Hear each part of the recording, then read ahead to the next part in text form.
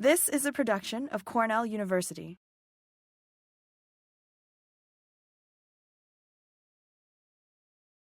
So thank you, Gillian, first for the invitation, and Joss and Lou for organizing these across all the sections. So my name is Gaurav Moghe. I grew up in Mumbai, India, and did my bachelor's in microbiology, my master's in biochemistry. Then I came here in 2007 at Michigan State, where I did my postdoc, PhD, and postdoc, and joined Cornell in 2017. So my lab here is working on various aspects of plant biochemistry. I'm going to talk about two projects. One is a more computational project on predicting enzyme function, and the second is more wet lab aspects of things, where we are looking at the mechanisms behind stress response, mainly in sweet potato. So the main motivation for many of the projects in the lab is that there is a huge diversity of plant metabolites, and that is because of the complexity of the underlying metabolic pathways, and many of these are not completely characterized, or the regulation is poorly understood. Now, what are some of the challenges for this pathway discovery? One is that now we can sequence any genome. Does this work? Yep. We can sequence any genome.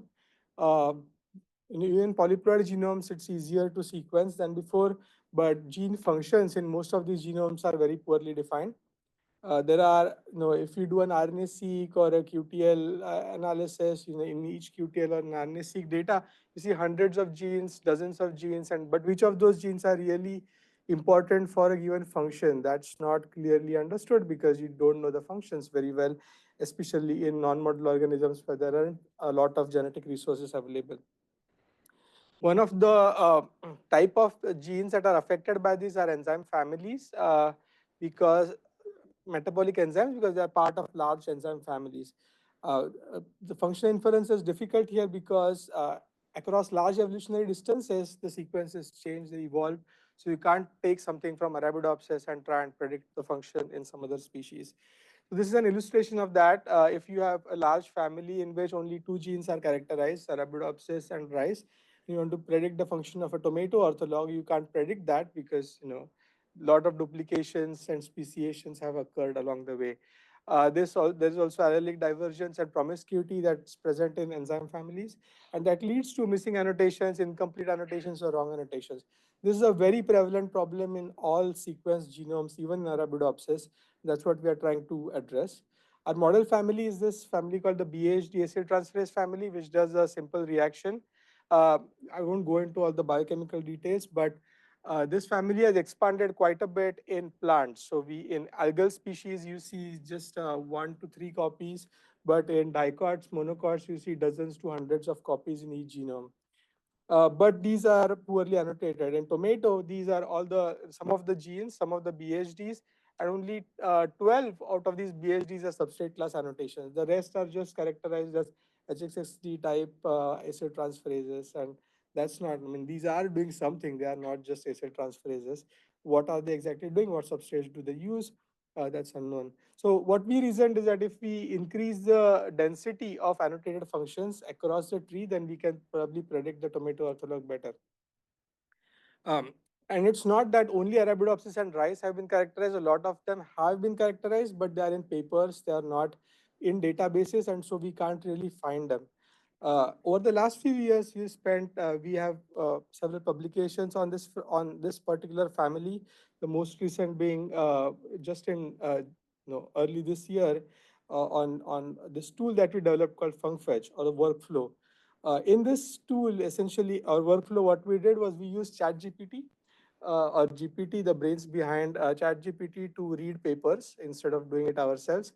And it's a whole workflow where we screened 27,000 abstracts from PubMed, read thousands of papers, and extracted a bunch of activities from there, and removed hallucinations and did all fun stuff, which took several months. What that resulted in is an increase in the density of the enzyme functions, and I won't go into all the details. But if you look at the existing annotation in tomato, there are only 12 BHDs out of 100 which have their functions characterized. Um, In our previous paper in 2022, we did manual curation of these of BHDs in from papers, and that, based on the similarity, after increasing the density, we can increase the number to 42. That's a huge jump. But after using the compiling database using funcfetch, we can increase that number to 58 out of 100. So just by taking what has already been done over the last 3 decades, we can increase the functions by quite a bit. And this is just an example of BHGs. We can do this for phenotypes. We can do this for other sets of genes, etc. Too, as long as we can put it in orthologous groups and then analyze it in this way. So right now we are exploring the other applications of this tool.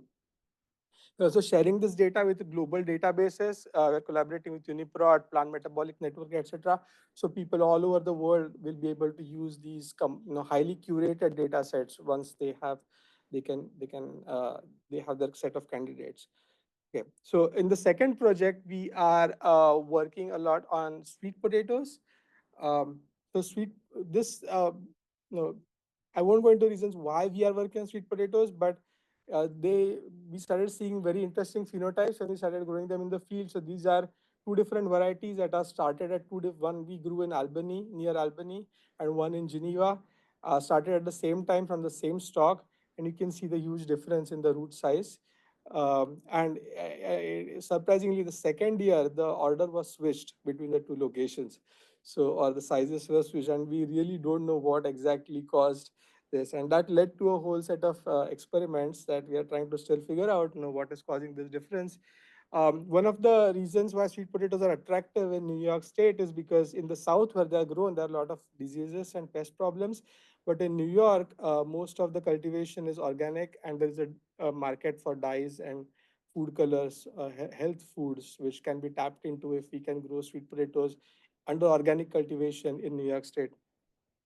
So we have done this experiment where we grew sweet potatoes under different stresses. We also supplemented them with arbuscular mycorrhizal fungi, and it looks like it had an effect in managing the drought responses. Not so much in regular water and high water, but we see improvements in leaf quality as well as root length based on if we inoculate them with AMFs. This is the result from just today morning, 11 o'clock. Um, where Tere Para grad student in the lab is looking at, again, root growth under water stress. And under low water, we can see increased tuberization of the roots and increased root length, which is expected, but increased tuberization is a bit surprising, which indicates that the drought response and the tuberization pathways are overlapping. And we would want to figure out what's happening exactly to make the sweet potato cultivation more resilient to water stress. Another aspect we are looking into is these class of compounds called resin glycosides, which provide defense against nematodes, fungi in sweet potato roots and many other convolvulaceous species. They are important for medicinal properties too. We're trying to figure out their biosynthetic pathways and the diversity in different sweet potato cultivars so we can breed for more resilient, pathogen resistant, and nematode resilient sweet potatoes. Okay, that's it. A lot of people have contributed to our research and can take any questions. Yeah. What is the metabolite? What is a metabolite? When we say metabolite, it is basically something that's it's a small molecule that we are talking about. So proteins, we don't consider them as metabolites in this. Proteins are not detected easily using liquid the type of LCMS that we use. Um, and so they are basically ignored from our analysis. So most of our scans are less than 2000 Daltons. Not secondary metabolite. So secondary, primary, both, all kinds of metabolites, but as long as they're smaller than 2000 Daltons is what we end up seeing. Yep. Your bioinformatics pipeline, is it plant specific? What's the extent of that? It is plant specific right now, and it's easy. We do use taxonomy as a filter for removing the hallucinations that we see. In fact, we can see the paper is from a plant, the plant like barley or oat, but the GPT algorithm is pulling out, human enzymes or rat enzymes, and the compounds that it associates with, like testosterone, which are obviously not present in barley. So there is hallucinations that it's getting from its training data, drug bank, and other sources. Yep, Vipan. So Gaurav, you mentioned about the water stress. Yes. What are the other abiotic stresses you guys have been? So the question is, well, we are looking at water stress. What other abiotic stresses we are looking into right now? Only what? Actually, cold stress is one for sweet potato, because what we want to do with AMFs is see if we can increase the sweet potato when they are transplanted into the soils. They are transplanted in June, and the growth period is still early October. While in the south, it goes from end of April to October. So if we can increase it by 15, 20 days even, and make the potatoes more resilient to late frost, then we could increase the cultivation time. So cold stress is one of them. So you didn't tell us what you do for fun when you're not doing research. I watch a lot of TV. And I like to travel. So next week I'm going to Grand Canyon and Sedona and doing some fun things. Nice. Okay, Gaurav, thank you. Yeah. All right, thank you, and thanks for having me here today. So to the prompt, I'm Kelly Robbins. I was born and raised in Knoxville, Tennessee. After I got my PhD, I went into industry for 8 years, and then I came here to Cornell in 2015 as a senior research associate, and then switched over to tenure track position in 2017. Before I had kids, I enjoyed playing hockey and golf. Now that I have kids, my pastimes are primarily gymnastics, ballet, playing with dolls, and watching cartoons. All right, so the Robbins Lab, so just at a high level, right? So we apply quantitative genetics, genomics, and computational science with this primary focus on improving the efficiency of crop breeding programs and increasing our understanding of complex traits.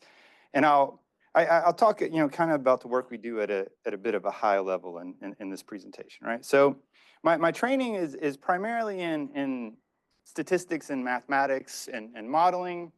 And I do love doing the modeling, but what I really enjoy, and the reason why I kind of identify as a plant breeder, even though I don't really spend much time in a field or with plants for that matter, is because I really enjoy working with breeding programs to figure out how we can actually implement advanced modeling techniques and new technologies to improve the efficiency of breeding programs. And so, these are collaborations where, generally I'm working with breeding programs, and they always start with these discussions, and there's two really kind of key components that go into this. One is what I call the breeding strategy, which is, what is it we're predicting, and how do we use those predictions within the context of genetic improvement program, right?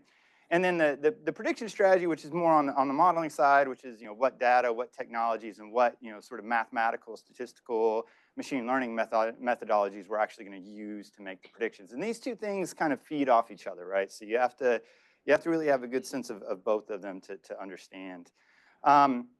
So this is just, kind of from a perspectives article we published, I guess it was a while ago now, right? Where based off of both my experience in industry working with kind of like these really large breeding programs in a multinational, and then the sort of contrasting experience that we had working with public sector breeding programs, which tend to be a little bit smaller, working with a lot more diverse crops, is kind of looking at how do we take what I might call like a traditional breeding program and move it into a much more of a data-driven, highly optimized and efficient breeding process to implement genetic gain. And so we had sort of broken it up into these phases, and we really work across all of these phases, right? So we do a lot of work on the informatics side, which is, when you're working with the breeding program, right, just giving them a model that's really accurate isn't going to do anything, right? Like, it has to be put into operation, right? Breeding programs have lots of constraints in terms of time. in terms of, the expertise they may have available within the program. So we do a lot of work on sort of partnering with breeding programs to say, okay, what do we need to provide you in terms of computational resources, in terms of software to be able to actually implement the stuff that we're doing. We work with them to look at, what their actual breeding pipeline looks like as it is and how we might have to change or re-optimize that pipeline to take the best advantage of new technologies. And then, for really advanced breeding programs, this idea of being able to, so like response to selection is going to be a function of, the genetic architecture of the trait, obviously, but also, how quickly you can make decisions and how accurately you can make decisions, right? And so we do a lot of work on given what we can do, how can we make decisions as accurately and as rapidly as possible within a breeding program, right? And one of the sort of grand challenges that we have right now, and why it's a good time to be a quantitative geneticist is that a traditional breeding program sort of operates under this kind of paradigm where you generate new lines, you test them across a sampling of the environments that you expect to see, you make decisions based off of performance you get from that sampling of environments, and then based off that you make decisions on what crosses you're going to make, which lines you're actually going to release, right? And so there is this kind of concept of like what we might call, sort of overall yield, but also this idea of yield stability, right? Which is, an environment's not a fixed thing. It's a random sampling from year to year. You're going to get something a little bit different, right? And so, breeders would call them like racehorse versus workhorse kind of varieties, right? So a workhorse variety would be kind of represented by those blue dots. That'd be a line that isn't great, but it seems to have fairly consistent performance across a range of environments. What they might call a racehorse hybrid would be, or variety would be one that when you put it in really good conditions, man, it does great. But as soon as it starts getting stressed, it kind of falls apart, right? And depending on what the target environmental regions are, maybe the racehorse is what you want, right? Or maybe the workhorse is what you want. I mean, ideally what you'd want is a line that just yields, across the board. I'm not sure that's really possible if you really think about how G by E works, right? And so it's something that's always been important, but it's starting to become even more important. And I work with a lot of breeding programs, and when you talk with them, it's not necessarily the fact that we expect to see mean shifts in environments that concern breeders. They're actually quite, just using the methods they use, they're quite capable of dealing with that. But it's the fact that as environment change, as environments are going to change in the future, we're going to start to see higher frequencies of the more extreme environments, right? And so this idea of finding lines that perform well in the most common environments, even if they're not so great in the very rare extreme environments, is no longer going to be the paradigm we work in. We need to have varieties that are capable of maintaining good yield under, I don't know what a normal environment is these days in a lot of places, right?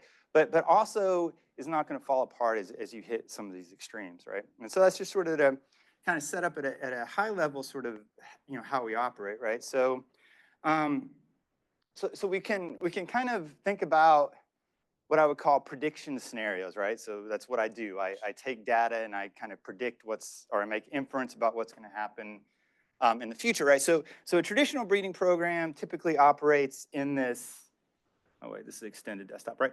It typically operates in this known by known, right? So in a traditional breeding program, you generate a lot of new lines, you put them out into what we call multi-environmental trials. You see how they perform, right? It's quite effective, right? As long as you have a big enough program and you can sample enough environments to be a representative sample, it's quite powerful. From a modeling standpoint, it's a little bit boring, right? Because it's relatively straightforward modeling, just using simple linear models works for that, right?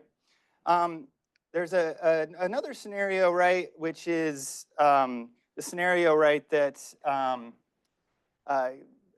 is what we would probably call genomic selection, right? And genomic selection, with this idea of trying to make decisions faster to get better gain, this is where you have some known set of target environments that are characterized, and you're trying to predict these performance in these unknown sets of environments, right?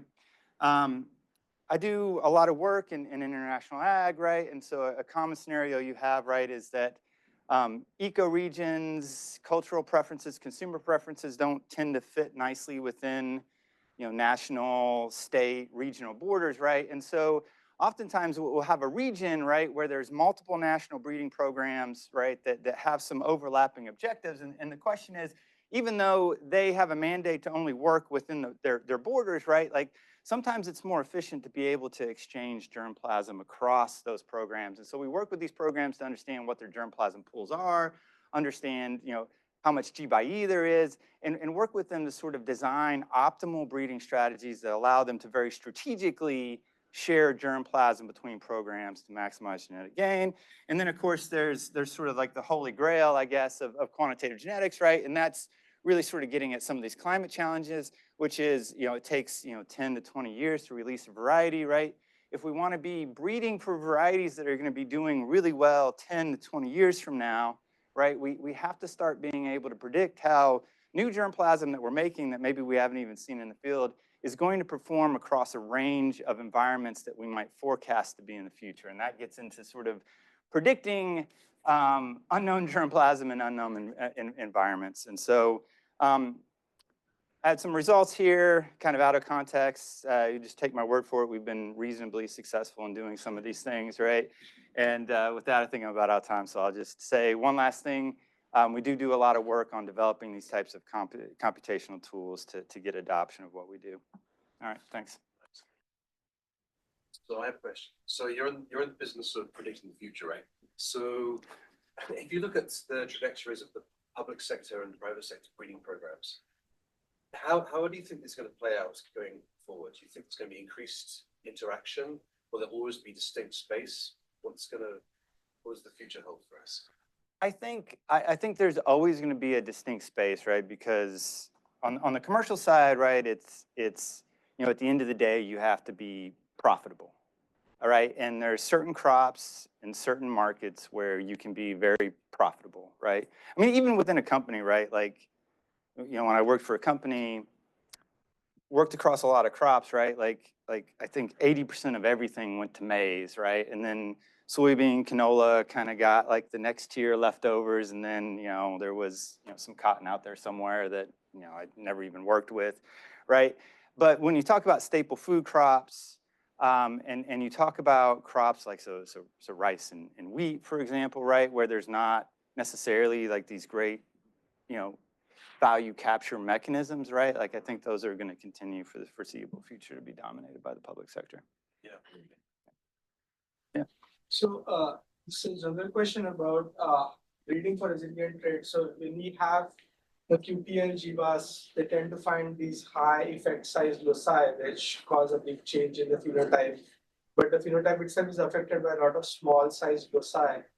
And I'm wondering how relevant are these small effect size loci in breeding, first of all, and second, do you think they might have an application in adapting to the extremes? Yeah. Do you want to summarize that? Yeah. So the question is, this idea of small effect loci versus large effect loci. How important are the small effect loci? For many traits, it's all small effect loci, right? So a lot of quantitative genetics is built off of what we call the infinitesimal model, right? Which is this assumption that there's an infinitely large number of genes with infinitely small effects, and it's really just the sum total of all those things, right? So even if you have a large effect QTL with a lot of smaller effects, right? The sum total of all those smaller effects can still be quite big, even if the individual effects are not, right? And so in a case where we might have some moderate to large effects and a lot of small effects, essentially what you do is you would apply marker-assisted selection to try and fix the large effects, and then you would use these more quantitative measurements to then push the more quantitative traits. But when you start to get into a lot of the more complex traits, effects, large to moderate effects, that can be very context specific, they can be background specific, right? And so you do end up focusing a lot of work on the smaller effects, and that's as a quantitative geneticist, that's primarily where I work actually. Thank you, Josh, and good afternoon, everyone. As far as my introduction, my name is Vipan Kumar. I'm a faculty member with Soil and Crop Sciences. Been here for 2 years with Cornell. I actually finished 2 years this week. Before Cornell, I was at Kansas State as a faculty member. And my appointment is a research and extensions, split half and half. So I work a lot of work with producers on daily basis. My program, I'm just gonna, just a disclaimer, I don't have a lot of data, but just gonna give you an overview of the things we are doing in my program, as well as the education we are doing with the stakeholders. As I said, it's a weed science program, so we are working with the weeds on wandered plants. We are working on new weed species that has arrived in the New York State. And two I have listed here, Palmer amaranth and water hemp. Those are two big weeds. The first two pictures you see, the Palmer amaranth, these were pictures taken last year.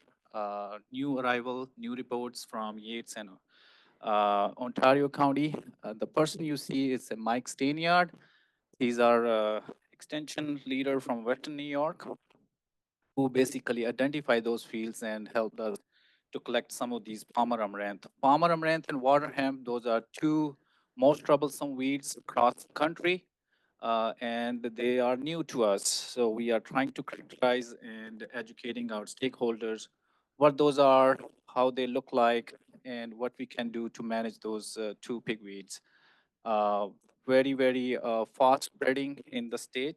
We have almost 21 different counties where water hemp has been reported in the state, and we have 6 different counties where Palmer amaranth has been reported from New York State. So it's a problem. As I said, we are collecting these population, and part of my program is looking at the herbicide resistance in these different weed species. This is a statewide survey being sponsored by New York corn and soybean growers, as well as the Cornell Cooperative, Ag Experiment Station Hatch dollars supporting this work. The idea behind this screening work is to look for the distributions and the frequency of resistance population across the state and kind of come up with the map for the state and educate our producers where these resistant populations are and what we can do to manage. The pictures I have put there, these are dose response studies we have done on water hemp as well as on annual ryegrass. Some of you probably know annual ryegrass is grown for cover crops. So we have some annual ryegrass showing resistance to glyphosate. These are new reports in the state. Similarly, for water hemp, we have 8 to 12-fold resistance recently found in our New York population. And the picture you see here on my side is my graduate student holding a glyphosate-resistant water hemp in a grower field in Seneca County, and you can see the growth and seed production it's going to have. And this grower has been facing the challenge of this species over the last 5-6 years. Brian, you have worked on this. It's still a lot of seed bank in these fields with the grower field. Other species of interest, as I said, Palmer water hemp. We are also testing horseweeds, common ragweed, velvet leaf, some grasses like foxtails. So this is a kind of long-term project we have initiated and hoping to get some a better look across the state over the next 5-6 years.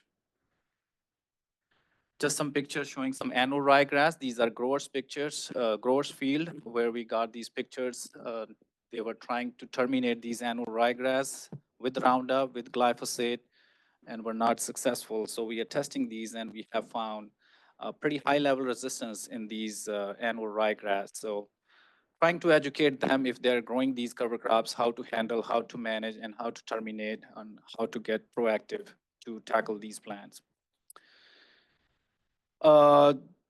Just I said, we are not just identifying problems for producer, but also developing solutions. Part of my program is looking at alternative herbicide programs, what they can use, especially conventional growers. We are testing and doing a lot of on-farm trials with the producers, looking for different pre and post-applied herbicides, different premixes, different tech mixes they can use to control these glyphosate-resistant weed population. Just some pictures. I'm not showing a lot of data here, but this is a PhD student who's involved in these work. Chemical-based weed control is common, and that's what I just showed. But how about integrated weed management? We are looking some innovative tools, how we can integrate in our field crop or field cropping systems in the state. And we are testing some of the new tools like harvest weed seed control, the picture you see here, the combine, having a ready crop seed impact mill on the back of the combine, which is basically destroy the weed seeds when you use it at the time of a crop harvest. This is a novel concept been adopted in Western Australia in wheat production system, but not much data in US. So the unit we have and we are trying to test here in the New York.